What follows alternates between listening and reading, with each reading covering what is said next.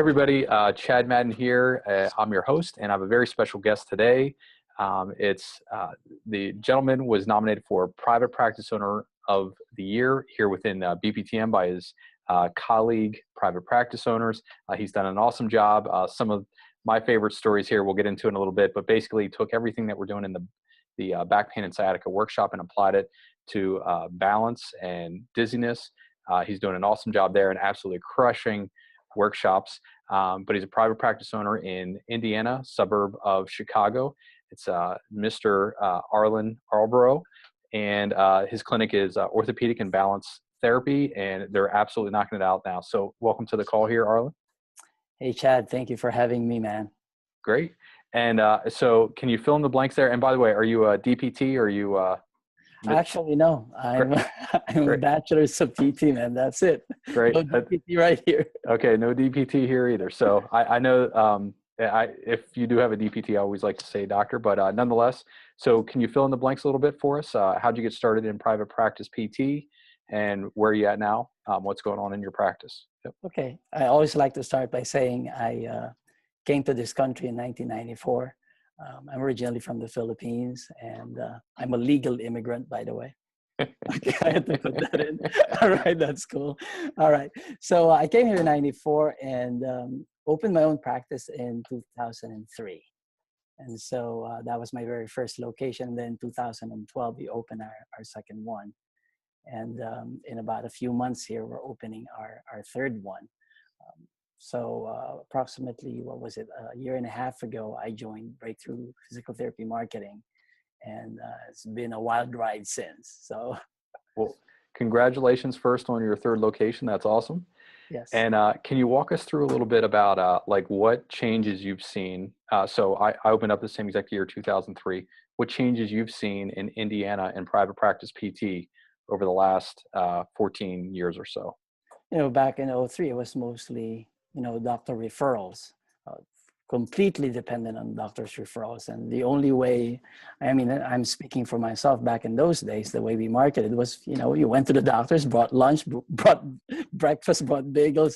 I hated it, but I guess that was the name of the game. That's the only way I knew how back then.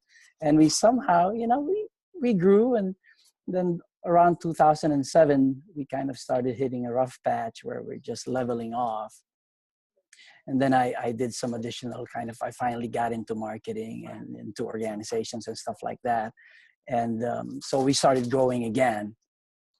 But then, doctor referrals at the same time started dropping off.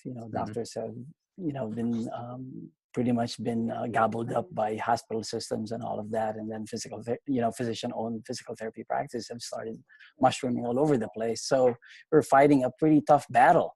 And, at one point back in 2011, I actually 2010, late 2010, I thought about probably even closing my practice. It was just, it just didn't seem like worth it anymore. And you put in a whole lot of hours, 50, 60 hours a week, and you're just not making it. Then I started doing some marketing, like I said, in about early 2011. So we started doing well. But then by 2013, my practice was actually involved in a horrific accident where our building, that my main location is in, was involved in a fire, and we were closed for 7 months. Mm-hmm. So a lot of anxiety there, and the fact that doctors were already starting to not refer as much, and then we were closed for 7 months. In the back of my mind, oh my gosh, will doctors still remember us? Will patients still remember us? And that's when I started kind of looking into more direct marketing stuff, and found Breakthrough Physical Therapy Marketing. It's been such a blessing. Yeah. Such a blessing. Cool. So let's talk about how you were thinking at that point. So like 2013, what things were you trying in marketing? So physicians were drying up. What were you looking at doing, or what did you try and either fail or work with in the past? During those times, we did a regular monthly newsletter to patients even back then, and every now and then we would send some marketing reactivation letters to patients. So mainly it was still reactivation campaigns for patients, but nothing to the general public at all. Yeah. Zip. zip. And the physicians, we would write the equivalent of what we call now the physician newsletter. So we did something like that every month. I mean, it was not always very effective. I still had an external marketer that would go out to physicians and still, did the usual stuff, not as much. But so it was somehow working, but still not as well as it should be compared to how it is now. Okay, so a lot of the beginning stuff that we go over in killer marketing, you already had built out. So I think you already had testimonials in place. You were doing like a green ink letter equivalent, patient newsletter, physician newsletter, and then the one thing that I heard you say there is we weren't really doing anything that was public facing, nothing for direct access, direct to the consumer.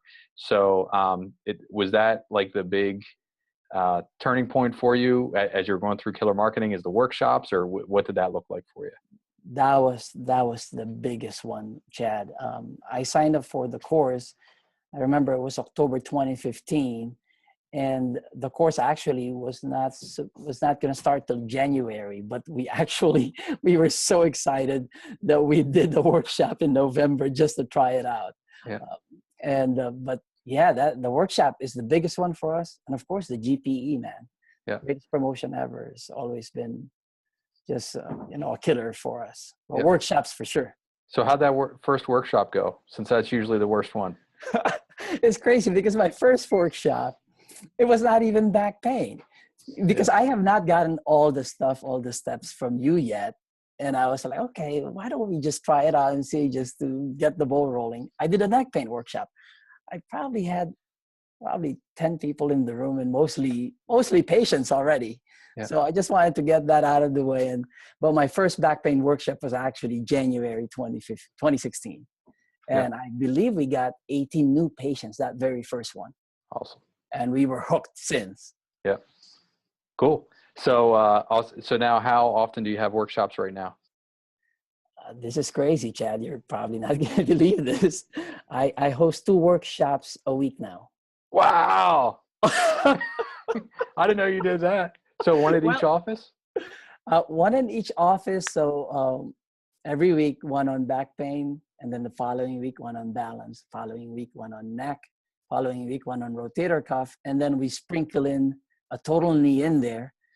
Plus, of course, we have captive audience workshops. We have one scheduled for February, one for March, one for April. But I'd like to do another captive audience workshop every week too. So far, it's only once a month. Okay. And are you doing all the workshops yourself?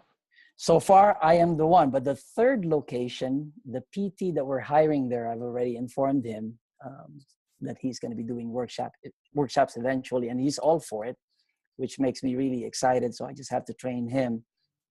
But I'm probably about, I don't know how many months should I give him, Chad? Maybe 2 to 3 months? Well, you and I can have another call on that, but we do 3. So like they watch me do it once. Mm-hmm. Anybody that wants to do a workshop, then we record them, run through a mock workshop with however many staff we have available. So a full 1 hour workshop, and we record them, give them critique.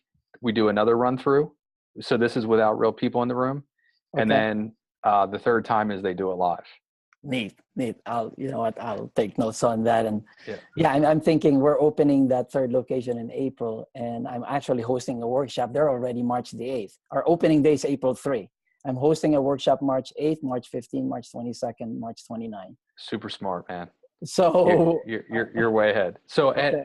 So now that you're doing one, and by the way, we ramped up to 2 a month this year. One, actually this month is the first month we're doing 1 back and then 1 balance.